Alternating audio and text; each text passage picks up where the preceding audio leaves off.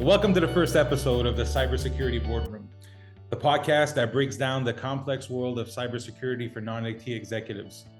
I'm your host, Vincent Shoto, and I'm joined by my co-host, Tee. Hey, Tee. Hey, what's going on, Vince? Nothing much. So together, we're here to make cybersecurity more accessible and understandable, helping you protect your business from the growing array of digital threats. With years of cybersecurity in the industry, Tee and I will guide you through the maze of cybersecurity concepts and trends and best practices. We'll share real-world examples, insights, practical tips that you can apply to your organization, even if you don't have an extensive IT background. In each episode, we'll tackle pressing topics, and occasionally we'll bring in an expert or two to offer their unique perspectives. Whether you're looking to enhance your cybersecurity strategy or you simply want to stay informed about the latest trends, this podcast is something for everyone. So grab a cup of coffee, sit back, and let's dive into the world of cybersecurity together. Thanks for tuning in to the Cybersecurity Boardroom, and let's get started. So Tee, why don't you tell us about yourself? Yeah, so Tee here. I got kind of a varied background. I was actually in the Air Force, taught survival, evasion, resistance, and escape for a bit.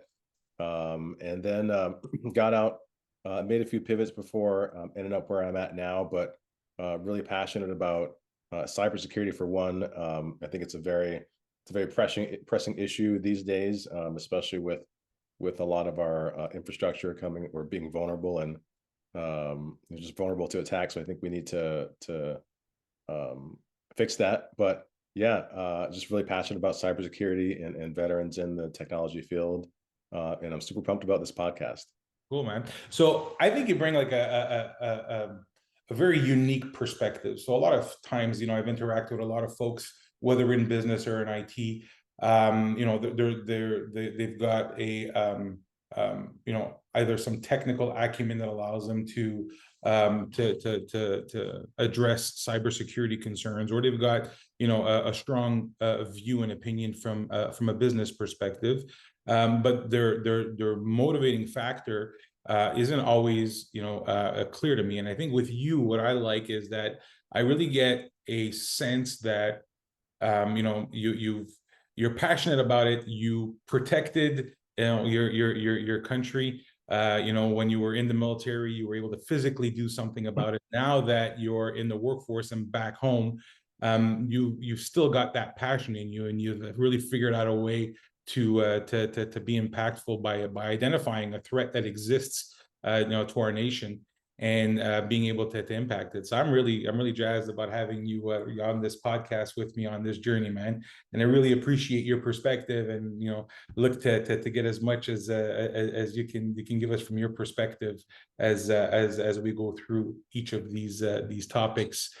So what we'll do is every session or every episode we'll have a general overview of some recent breaches.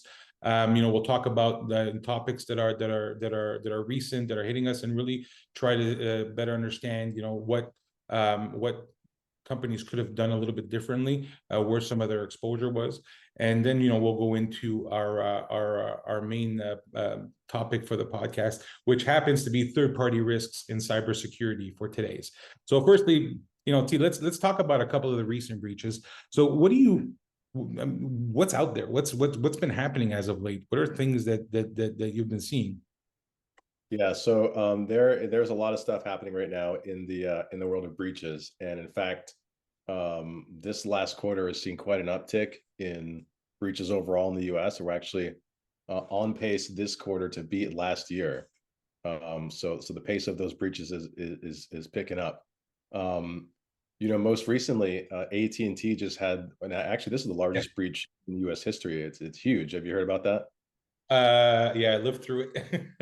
Yeah, I'm sure that you got the notification along with a lot of us other AT&T folks. But yeah, 7.6 million current account holders with AT&T. Their information was breached. You're talking social security numbers, passcodes, their full name, email addresses, actual physical addresses, their phone numbers, their AT&T account numbers. I don't believe that AT&T has released the details about why the breach happened, but I would say that's the biggest one here.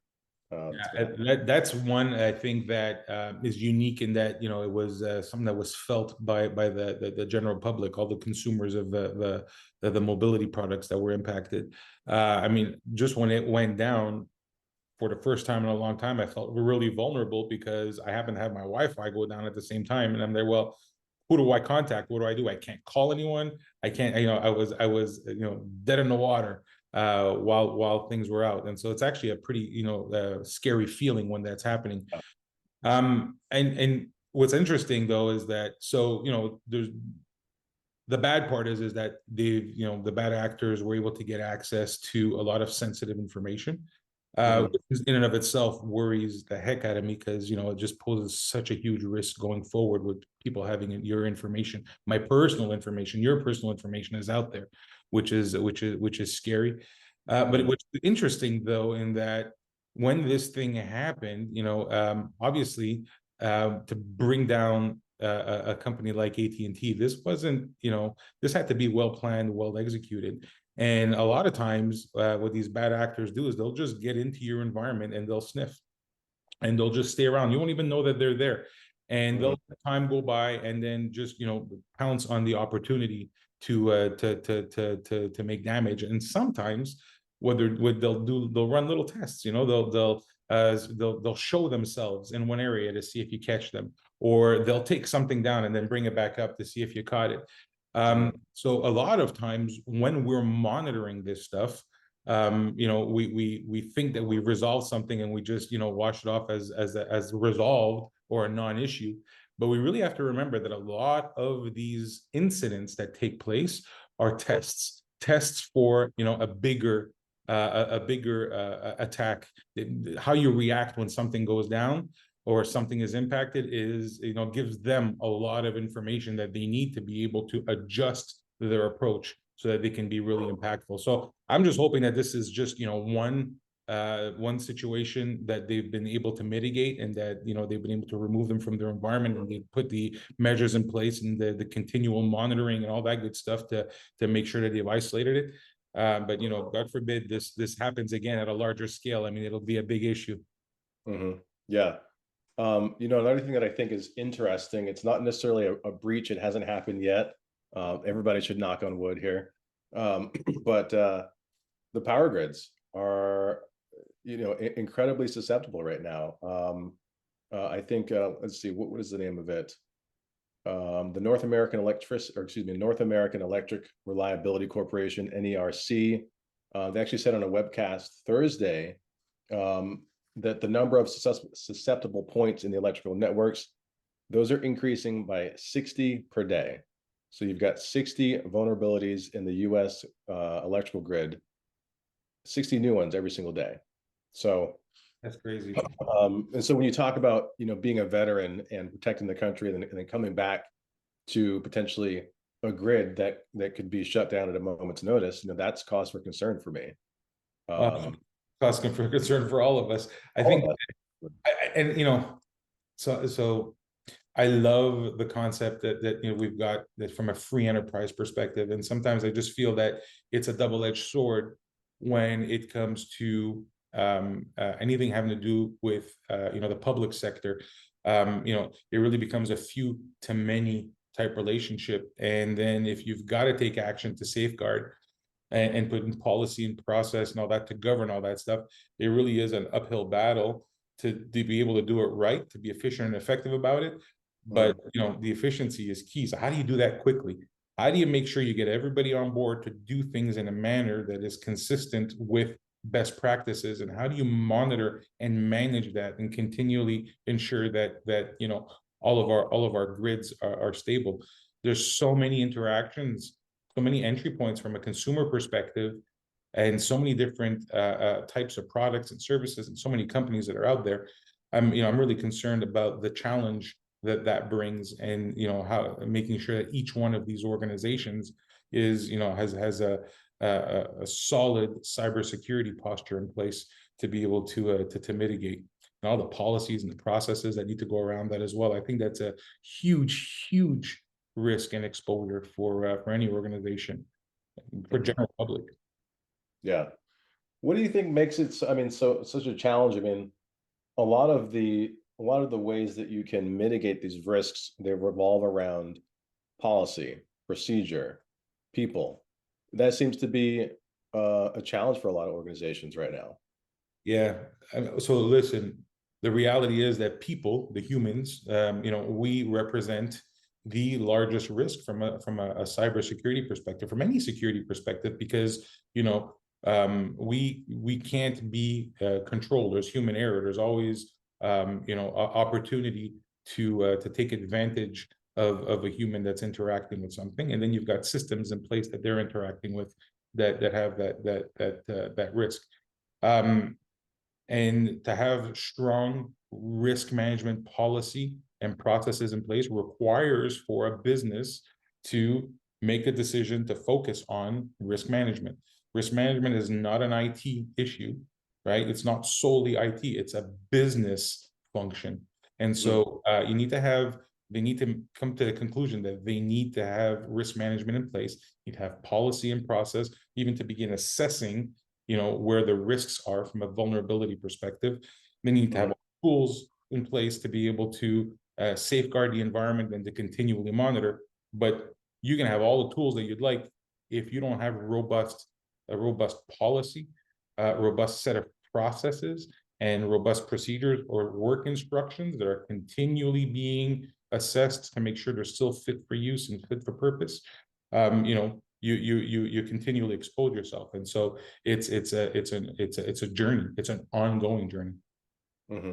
And it sounds like what you're saying is, I mean, is really creating a culture within these organizations of risk awareness. Yeah. And from my perspective, it's got to start from the top down. So that really means changing the executive perspective to be more focused on risk, and not necessarily more focused on risk, but to account for these cyber risks, in their everyday modeling, if you will. Yeah. I think, yeah. Really. Yeah. So I think it really is from the top down initially, but I also think generationally, the younger population, those that are coming out of school now and that are hitting the workforce, are more sensitive to it. And so what I'm hoping is that we'll have that sensitivity that's already there from a first level or entry level perspective, that will already be in tune with that risk, and that organizational push to drive that culture. I think that's going to happen organically through time. We'll just be sensitized to it. What's important is that organizations continually push so that we're not numb to it, so that we don't think that, okay, just another breach, whatever, and move on to the next one, everybody's going to forget about it. I think that's the risk, is that folks may become a little bit complacent and may see this, maybe numb to all the different risks that are out there, and then just throw up their hands and say, just we'll just deal with it when it comes, type thing. I think that's the biggest problem. That risk management and that corporate culture. It has to be a culture that is that has a desire to succeed and recognizes the value that the risk policies and the risk function in the organization brings to the success of the organization, and it's across the board. Absolutely agree there. Do we have any other breaches or anything? Yeah, so we haven't talked about it yet, but here's another big one. This is actually back on February 13th. It's Bank of America. And so they were actually breached via a third party. So this is through Infosys, McCamish, IMS. So they actually, and so what's interesting about that is that the Infosys breach actually impacted a lot of folks besides Bank of America. Fidelity was another one, had a ton of records breached. And so, and I know we're going to get into this in a bit, but essentially what we're seeing is that these large players, they're not getting directly breached. What's happening is these threat actors are going after the weak links in their supply chain. Yeah. And you talked about earlier about those probing attacks. They're probing those weak links. They're responding, or they're not responding in appropriate ways. And it's allowing these threat actors to get in. So I think that's a nice segue into our next topic. Yeah. So absolutely. So I guess we'll just get into our next topic then, to get into our main topic about the third-party risks in cyber. I mean, so in that case there, we're talking about the risk that third parties represent. I mean, there's a perfect example. We have a lot of um, theory, right? So cyber, a lot of times the breaches are very theoretical for folks, and I always say that you don't know what fire actually feels like until you've been burned, and so there's a lot of theory out there as to what it feels like or what happens when breaches occur, and this is some of these opportunities are creating for it's now practical. You're now seeing it, you're now feeling it, and third parties represent, I think I read somewhere that they represent about 60% of the breaches. So I mean that's huge. It's huge vulnerability for an Yeah. organization. I mean, think of it. So my biggest concern with third party in an environment is that you can make a decision to focus on risk in your organization. You can make sure that you're looking at it from every perspective, whether it's HR, your sales organization, solutions, your product, manufacturing, whatever it is that you'd like. But that does not guarantee that the vendors or third party folks that you interact with are going to be as robust as you are, or as secure as you are. And so, I mean, that represents a lot. I mean, you can have data breaches, and they have supply chain attacks where they're going in and just looking at that vulnerability, and trying to maximize on the vulnerability that's in the supply Yeah. chain. Yeah. Um, you have an And issue because you've got lack of control. You can't control what they're doing or what they're saying. it's not just the risk of data breach, there's operational risk as well. Yeah, So if you're an organization who's relying on a third party to provide whatever product or service that you do to your clients, and that vendor goes down, or they have a breach and they have a ransomware attack, yeah. what processes and policies do you have in place to ensure redundancy? Yeah, that Uh, continuity, right? So continuity when it comes to vendors is also very important, making sure you have the ability to fail over to something else if something happens, or another approach with mhm, the same vendor. So building that continuity into your relationships with your vendors is key. A lot of times they have, the vendor will have an interface into your system or APIs. That's a huge vulnerability. There's API at rest that's there that if it's not robust, can compromise you. But at the same time, what happens is we'll deploy a lot of these interfaces and we don't really look at them. We assume that they're working a certain way. So we're not monitoring them. And so mhm, making sure that they're designed in a way that are robust with one thing, but then not monitoring them, is a huge risk. And then things change in business, situations arise. And so continually evaluating those interfaces, those APIs to make sure they're fit for use, fit for purpose, assessing them when you're changing the environment from a release perspective, all that good stuff. I mean, mhm, that's absolutely key. And I think another good way of trying to mitigate a lot of that is through access management. If you are going to provide a vendor with access to your environment, you need to limit what it is that they have access to. You can't give them access to things that they don't need to have access to, just because you need to be able to mitigate that risk. And mhm, because you don't know what their security practices are, and it can result in a lot of things like intellectual property theft. You can have a whole bunch of different scenarios can come up, and mhm, then you've got compliance violations. If one of your vendors has a compliance violation, does something that they're not supposed to, that exposes you, you inherit that risk. So all of a sudden you may be exposed to penalties or legal liabilities that are a result of that. So those vendors really need a tight integration into your organization, both from a technology perspective, but from a business perspective as well, from a policy, process, governance, all that good stuff. mhm. So So there's a lot of risk. yeah, I mean, so when I think about an organization that recognizes that they have a gap, or they don't really have insight into the riskiness of their data trading partners, and they want to. I mean, how does someone who is just beginning that journey, where do they even start? Yeah. What do you Right. even?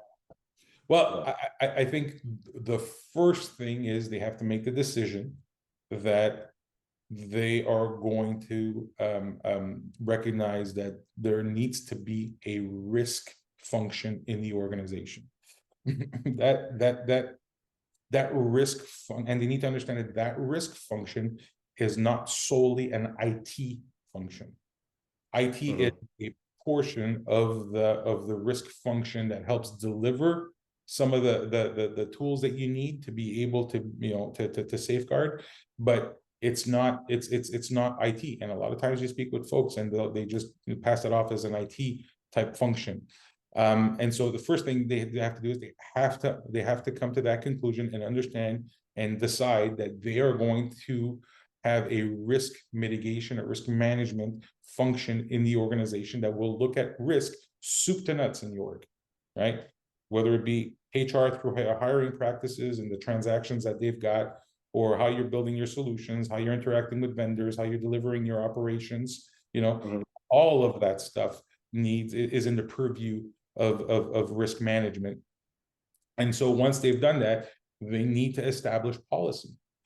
Through policy, you can then start setting the guidelines to different functions that you've got in your organization to establish the proper processes. And the processes will then drive interactions. The work instructions, the procedures that underpin all those processes can then be governed. And so you start off by accepting that you want to do that. You establish that policy, start deploying the processes, and then make sure that your procedures ensure that compliance and ensure that that you're aligned from a risk perspective. And then Mhm. once you've deployed, that you need to make sure that you have some type of lean or continual improvement or continual innovation type framework in place so that the people that are operating within the environment have an opportunity to identify risk and help drive it up the chain in the organization so that it can be reviewed from a business security impact perspective so that you can then drive other important changes to understand what's happening. So it's really you talked about a culture earlier. It's really about that is a cultural flow in an organization, and it really starts with that policy at the beginning. Yeah. And I think there's also a number of tools, from a tech stack perspective that can allow you to gain insight into, first of all, who are your data partners? A lot of folks don't know. I mean, we're talking to an organization who didn't know that they were looped into the Change Health breach, and they only found out, they found out weeks later because an employee let them know that they were unable to process certain transactions. Yeah. Uh, and so I know that there's tools out there that will allow you to get sort of like a real-time inventory build of exactly who your trading partners are, and then to take it a step further and elucidate on what their vulnerabilities are from a public facing perspective. So I think having a tool like that is certainly going to allow you to cover your bases, especially when you've got policy and procedure in place. Yeah, I agree. I keep trying to, my focus in this podcast anyway is really to help non-IT leaders and organizations really get a sense for what's going on and some of the risks that they've got and get an idea for things that they can do to mitigate. So tools absolutely important. Mhm. Absolutely an IT function, to focus on the tools that are brought to the table. But I think, one of the first rules within ITSM is that you don't have the tools drive the business needs to drive the tools. So we need to recognize this as as a business function that Mhm. leverages tools. And so the tools, as you say, are a huge part of the solution, a huge important factor. I guess I'd like to focus on a little bit. So how do they mitigate? What do we do to mitigate the risk? So we've talked about the risk that they bring, but what do we do to mitigate that stuff? Yeah, I mean, I think it all comes down to collaborating with those trading partners. Mm. There's a number of different ways you can do that, but I think that first involves, getting an idea of what their security posture looks like. You can do that through, I mean, there's different audit tools out there. You can, there are questionnaires. You simply have a conversation with these folks about, Right, what their current posture looks like. I right. think that's step one. Um, from there, it's a matter of, just like you said, is actually putting those safeguarding policies and procedures in place. Mhm. I think is what. What's I, your I think that I agree with you, by the way. So you need to conduct that assessment. I think that assessment needs to come in the form of due diligence initially when you start dealing with someone. So sometimes we have such a desire to generate revenue or to to drive certain business activity that we're quick to go through the due diligence portion of a vendor as it pertains to security. So before you engage with them, really understanding what their security practices are, what they've got in place, how they deal with other organizations, right, and how they actually deal with security within their environment. And then whatever you do, when you do bring them in, I think you have to have some contractual agreements in place. And these need to outline the security expectations and the responsibilities. So your contracts with any vendor or sub need to have some reference to security and cyber so that we can set those expectations. We need to know who's going to do what within the scope of our engagement. Then we need to make sure that we understand specifically what they need access to and make sure that from a business perspective, it flows, and then pass that on to the IT organization so that they can drive that access management to limit that vendor access to what they need. And then I think you need to really do a lot of monitoring and auditing. So you need to monitor their activities. So like I said earlier, we set up like these EDIs or there's APIs in place and where we interact with them and we sort of get complacent, something works, business is flowing, revenue's coming in. And I think if we don't monitor and audit the type of activity that's going on, then we expose ourselves, and we need to focus on that vendor risk management. We need to really develop a robust program internally that continually assesses. My biggest concern when it comes to those types of assessments too is that there's sort of a date stamp, right? So if you start with someone and they'll tell you that they're compliant and they demonstrate with you, they show you everything they've got in place, you audit it, all that good stuff, and you've got a breach that comes up, but the last time you checked with them was a year ago or 2 months ago or last week. That's all good, but those are stamped in time, and they do not represent what the actual posture was of your vendor and what was happening in their environment, and to underpin what your posture is when you need to be able to clearly demonstrate to regulating authorities to avoid fines, or banks if you had cash that's been compromised. I mean, you need to be able to demonstrate not only what your position was, but also what your vendor's position was. So I think we need to focus on practices and tools that are really looking at things to be able to demonstrate in a continual fashion what someone's posture was and what it was in their environment. And then lastly, I think that we deploy security incident management processes in our organization, but we assume that our vendors also have incident management processes in place.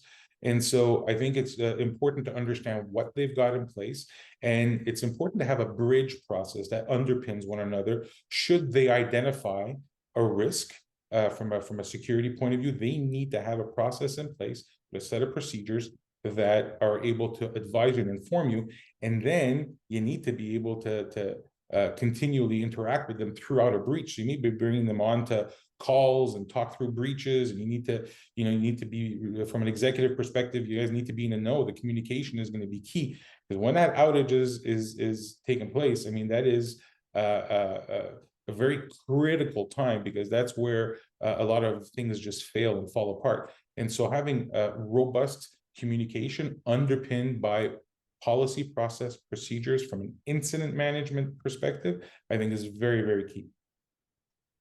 Yeah. And I think, you mentioned a few times about sort of monitoring the environment, or not monitoring the environment, but being aware of what their security posture was, a week ago, et cetera. And I think it also comes down to, enforcing your organization's security posture or security policies on those vendors. Right. And so one of the ways to do that is contractually, and the other way is through different tools that are available out there to allow you to to basically get that real-time enforcement. Yeah. But yeah, I mean, I think, you know, third-party risk, it's certainly not going to go away. You know, humans take the path of least resistance, to draw from my, survival background there. But and so they're always going to go after those weak links. And so, you know, organizations, that are sort of the primary there, Yeah. they need to be aware of who those trading partners are, how risky they are, prioritize them in terms of riskiness, and then work with them to enforce those organizational policies. Yep. Agree. 100%. So, so I guess, yeah, we pretty much covered it.